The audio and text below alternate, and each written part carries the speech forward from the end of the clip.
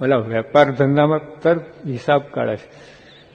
ઓલા ગ્રાહક આવે ને તરત વિચાર કે આ ગ્રાહકથી લાભ થશે કે નહીં. કચકચીઓ લાગે તો આમ થોડામાં પતાવી દે, એનું બહુ બતાવીએ નહીં. લાગે કે આ ગ્રાહક લેવો છે તો 70% કાઢે. ઓલા એક જ પૂછે ને 70% બતાવે, જાણે કે આમાં લાભ થવાનો છે. અને ઘણા એવા હોય ખિસ્સામાં હોય જ નહીં ને ચડી ગયા ઉપર. ઓલો ઓળખી જાય દુકાનદાર, આ મફતિયો લાગે છે, બહુ એને દાદ ના દે, આમ બધું છે, હા છે, આમ કઈ બહુ. પણ જે લાગે કે આ ગ્રાહક લેવો એવો છે તો બધા એના માટે મહેનત કરે. તો આપણે આ ઓલા દુકાનના એક 5 પૈસા 5 રૂપિયા માટે તમે આટલું ખટકો રાખો છો, તો આના માટે કેમ ખટકો નથી રાખતા? કે સ્વામીનો રાજીપો થાય એવું શું કામ ના કરવું? સ્વામીનો કુરાજીપો થાય તો વિચાર જ ના આવવો જોઈએ. ખોટનો ધંધો કરે કોઈ, દુકાન ખોટમાં જતી ચલાવે ખરો, તરત બંધ કરે. આપણે ચલાવીએ છીએ ધામધૂમથી, લો ધામધૂમથી કરોડ રૂપિયાની ખોટ પણ ચલાવીએ છીએ. શુરવીર કહેવાય, ઓહો સાહુકાર કહેવાય. અબજો રૂપિયા છે ને એટલે કરોડ રૂપિયાની ખોટ વાંધો નહીં, એવું છે. એટલે આપણે આ વિચાર કરો. જો શાસ્ત્રીમાં બીજી શું કહે, અમે તો અક્ષર પુરુષોના બળદિયા છીએ. જો વિચાર કરો, આ પ્રાપ્તિની વાત સમજવી કે આ કેવી પ્રાપ્તિ, એનો વિચાર મૂકીને તમે બીજા ઇધર તિધર વિચાર કરો, હટમાં ઈર્ષ્યામાં ઘૂસી જાઓ, અભાવ ગુના પડી જાઓ. શું આ કરો છો આ સત્સંગની અંદર આવીને? આના માટે આ સત્સંગી થયા, એના માટે સાધુ થયા છે. આ પ્રાપ્તિ માંડવા માટે શ્રીમાં દયા કરીને અક્ષરધામથી આવ્યા. મહારાજે કહ્યું, મુક્તાન સ્વામી, અમે અવાંતર બીજા કોઈ લોકમાં રહ્યા નથી. ગૌલોક, વૈકુંઠ, બ્રહ્મલ, અરે આપણે બ્રહ્મપુર કે દેવલોક કે કૈલાશ ક્યાંય અમે રહ્યા નથી. ઇન્દ્રપુર સીધા તમારી પાસે અક્ષરધામ ડાયરેક્ટ તમારી પાસે આવ્યા છે. અને છતાંય પછી આપણે ધ્યાન ના આપીએ ત્યારે ગવર્નર તમારે ઘરે આવે એમ નથી. આ તો વાત કરી. ધારો કે તમે ઘરે આવે અને તમે પછી સાહેબ મારે ખેતર જવાનું છે, ઓલો કહેલા હું માંડ કોઈ આવું નહીં ને આવ્યો છે, ખેતર જવાની વાત કરે. આપણે એવું જ કરીએ. ભગવાન અક્ષરધામથી આપણા માટે આવ્યા છે અને આપણે ધ્યાન આપતા નથી, એમાં સાહેબ દ્રષ્ટિ કરતા નથી. એ તો દ્રષ્ટિ કહીને બેઠા છે, હમણાં આવશે હમણાં આવશે, પણ બંધો આવે તો યોગીયાપા કહેતા, આ મંદિરમાં ઠાકોરજી ઊભા છે, બોલો બેઠા નથી, હમણાં આવશે દર્શન દેશે. પણ બંધો આમ જૂઠ દેખ લિયા, હું કઈ ચાલો જાય, અંદર પગે ના મૂકે, મંદિર આવે નહીં ઘણી વાર.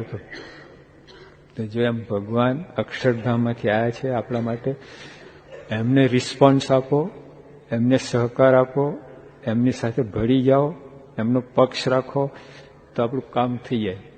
હવે બીજો ઈધર બાહ્ય દ્રષ્ટિ કહીને બધું આ વ્યવહાર, સંસાર વ્યવહાર એમાં જ પડ્યા છે, ઊંચા જ નથી આવે. પછી ઘણા કહે છે એમ કે તમારું કામ, અમે તો ગ્રસ્ત રહ્યા ને, લો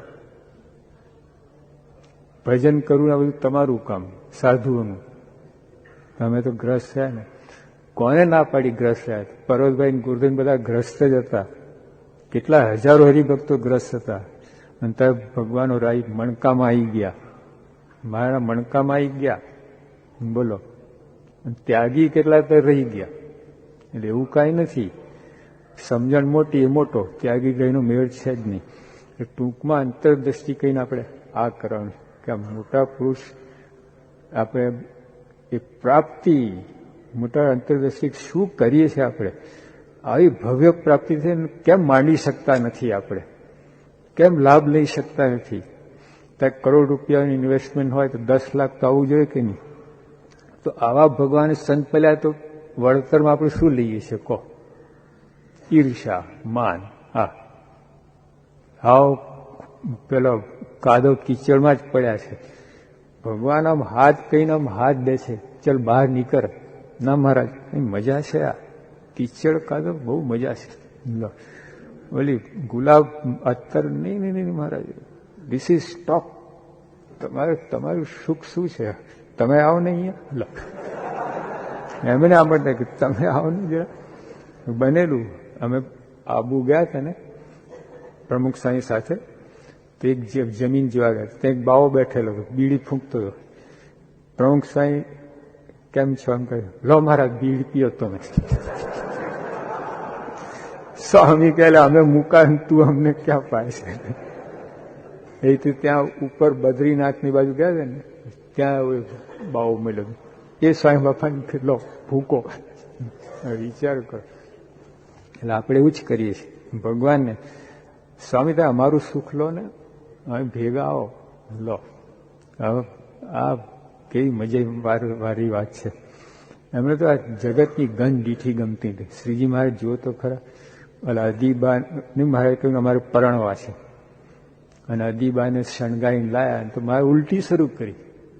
દુનિયામાં કોઈ એક પુરુષ લાવ બતાવજો, ઉલટી થાય. અહીંયા ઉલટી થાય ને ઓલા તો ચોટી જ જાય તમારે, નીકળે બીજો, 7 જન્મે છૂટી ના શકે. તો વિચારા જેવી વાત છે કે કેવા ભગવાન, કેવા સંત આપણને આવા મળ્યા છે, છતાં આપણે લાભ નથી લઈ શકતા. મૂળ કારણ દોષો આપણા. દોષોમાં અભાવ, ગુણ, ઈર્ષા, એમાં ખાડા કીચડ જ પડ્યા છે આપણે. સ્વામી હાથ દઈને ખેંચવા માંગે બહાર, તો નહીં તમે આ કરો, ઈર્ષા તમે રાખો મહારાજ, બહુ મજા આવશે. એમને કરીએ છીએ. એટલે એ બધું કાઢો. બીજી સ્વામી શાસ્ત્રી બીજી શું વાત કરતા, સપટને ઘેર વેચાઈ જવું પડે તો પણ આ ઓછું છે. ભંગી હોય ને એને ઘરે વેચી જવું પડે. હવે વિચાર જ વાત છે, એના ગુલામ થવાની વાત. વેચી જવું એટલે તો મનનું ધાર્યું કંઈ થાય જ નહીં. તો કોને ત્યાં જો આ અક્ષર પુરુષનું જ્ઞાન માટે આટલું પણ ભોગ આપવું પડે તો તૈયાર છે, એમ શાસ્ત્રીમાં જ બધા. તો કેવું જ્ઞાન હશે ને કેવી વાત છે આ, હવે સમજાતું જ નથી. એટલે કાદવ કિચડમાંથી અંદર કેટલી માનની અપેક્ષા છે. પેલા ભિખારી હોય છે ને રસ્તામાંની, બાબુ દે દે, પૈસા દે દે, એમ આપણે માન દે દે, માન દે દે, ભિખારી જ છીએ. અરે આ દુનિયા બધા કરોડોપતિ બધા ભિખારી જ છે, માનના ભિખારી છે બધા. અબજોપતિ માનના ભિખારી. હા, બધા તકતી મકતી લગાડે છે ને આના માટે જ, બાબુ દે દે, બાબુ દે દે. તો સત્સંગની અંદર આ એક મૂકો. આપણે આને કારણે છે ને આપણે બળહીન થઈ જઈએ છીએ, આપણે નિરસ થઈ જઈએ છીએ, આપણને કોઈ પ્રવૃત્તિમાં રસ નથી રહેતું. માન આધાર, ભગવાનને આધાર બનાવો. માનને શું કામ આધાર બનાવો છો? આવા ભગવાને સંત મળ્યા એને આધાર બનાવો તો જો પાવર કેવો આવશે તમે. સ્વામી સાહેબ દ્રષ્ટિ, પ્રમુખ સાહેબ સામે એમને કેટલી બધી મુશ્કેલીઓ આવે છે, તો અને આટલું બધું માન મળે છે, ઢગલા બંધ માન મળે તો એમાં દેશ માતા ઉપાડતા જ નથી. એમ એક ચપટી ભરીને વધારે નહીં, પણ તમે આટલું આ રૂમ ભરીને કંઈ શીરો હીરો હોય ને આપણે એક આટલું તો લો નહીં.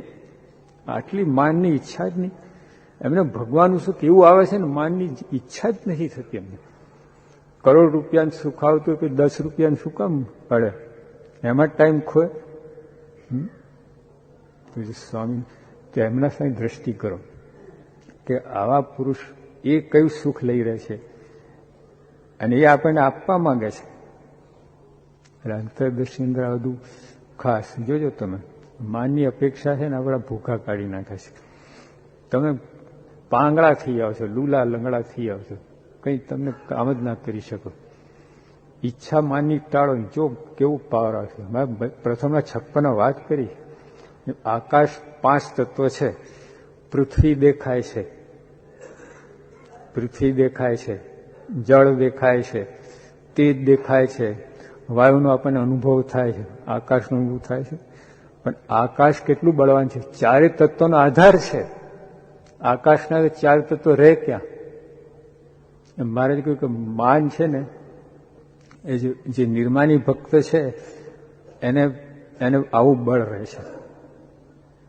જેમ 4 તત્વનો આધાર આકાશ છે એમ નિર્માનીપણાનું પણ બળ આવું હોય છે. એ બધાનો આધાર છે અને આપણને બધી ક્રિયા કરવામાં આનંદ આવે, મજા આવે. અને મોટા મોટું શું કે તમે પ્રાપ્તિ સામે નજર રહે. 2 વસ્તુ છે આ સત્સંગને. તમે સેવા કરો છો, બધું કરો છો, કાં માન લો કાં સ્વયં રાજીપો લો. 2માંથી એક ઉપાડો, તમને જે પોસાય લો. આપણે માન માટે આ રાજીપો જતો કરીએ છીએ. જો થોડુંક માન મળી જાય ને બસ પતી ગયું. સેવા કરીને માન મળી જાય, અરે બાપાને રાજીપો લો ને, માનની શું જરૂર છે? થોડામાં પતાઈ ગયો.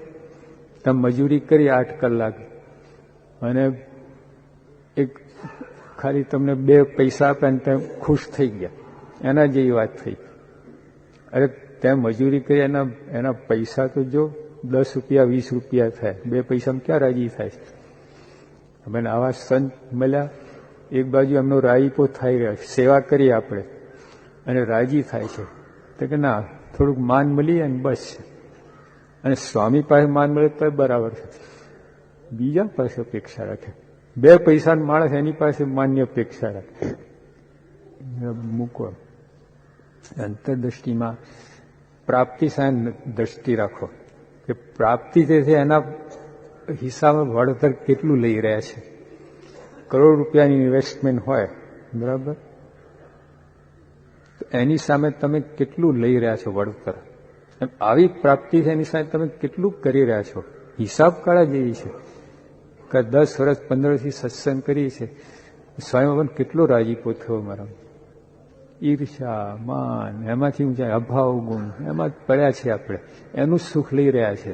એમાં સુખે નથી આવતું, બધું કૂટણા છે, બધું અશાંતિ છે, પણ તોય આપણને સુખ કંઈ ખેંચીને કાઢીએ, મજા કરીએ આવી પ્રાપ્તિ મૂકીને. આવા ભગવાન આવા સંત મળ્યા, એમનો વિચાર કરો. શ્રીજી મહારાજે સંતો 114 પ્રકરણ પસાર થયા, ખબર છે? અને ત્યાં મારે રાજી ના થયા. કે જયારે સંતો મહારાજ ગમે છે તમારા છીએ આવું બોલ્યા, મારે કે આવી જાઓ. તો એ એમના થઈને રહેવાનું છે. મારે કે મારા થઈને રહેશો તો અક્ષરધામ મળશે. બાકી ત્યાં 114 પ્રકરણ સાધન મારી આજ્ઞાથી ત્યાં કર્યા તો એનાથી અક્ષરધામ નહીં મળે. મારા થઈને રહેશો અક્ષરધામ મળશે. તો એમના થઈને રહેવું એટલે એમની ઈચ્છા એમની મરજી પ્રમાણે કરવું પડે. એમના થઈને રહેવાય કહેવાય. તો આવી મોટી વાત છે. બીજી વાત કે અંતરદ્રષ્ટિ ક્યારે થાય? ખપ હોય તો થાય. જોજો, યાદ રાખજો. હા, ખપ નહીં તમે નહીં થાય. તમે કરવા બેસો ને તો આમ અંદર ગૂંચવાડો થશે, અકરામણ થશે તમને. હા, અને જો ખપ હશે ને તો હાલતા ચાલતા અંતરદ્રષ્ટિ, ઘરેથી ઓફિસ જતા, ઓફિસથી ઘરે આવતા, વાતચીત કરતા, વેપાર ધંધો કરતા, અંતરદ્રષ્ટિ રહ્યા જ કરશે. અંતરદ્રષ્ટિ એટલે કંઈ બેસીને કરે એ વાત નથી. ભગવાન સંત સંબંધી જેટલા વિચાર અંતરદ્રષ્ટિ છે, હરતા ફરતા જે બધું તમે કરો, તો જો એ ક્યારે થાય? ખપ હોય તો થાય. ખપ ક્યારે થાય? મહિમા સમજાય તો. આપણે ભણવાનું વિદ્યાર્થી ક્યારે ભણે છે? એને લાગે કે ભાઈ આ ડોક્ટર એન્જિનિયર થવું છે તો પછી ભણે, 90% લાવવા જ પડે ને. એમ નથી થતું. એ તો ભણવાનું જ નથી. એ ગમેલું કહો તો. એટલે અંતરદ્રષ્ટિ માટે ખપ, ખપ માટે મહિમા.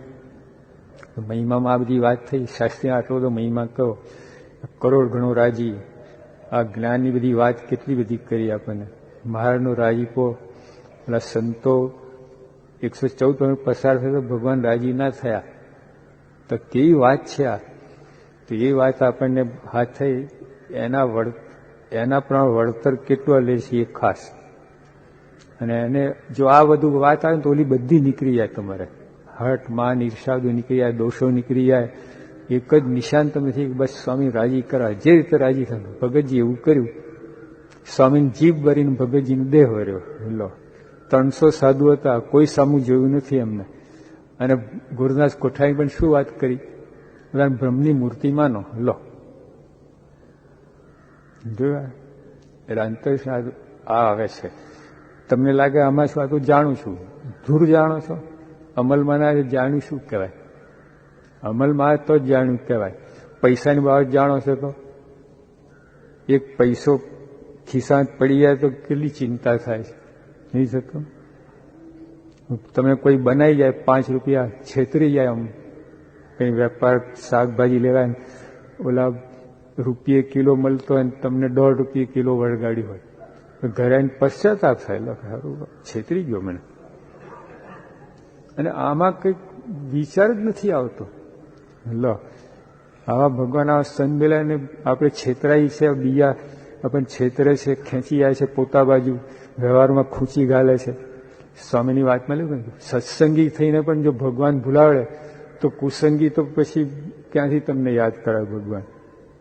તો જાવથી અંતરદ્રષ્ટિ ટૂંકમાં આપણે શું કરાય શું થઈ રહ્યું છે એ સ્વામીની વાતમાં છે, એ આપણે ધ્યાન રાખવું અને આવી રીતે ખપ જગાડો.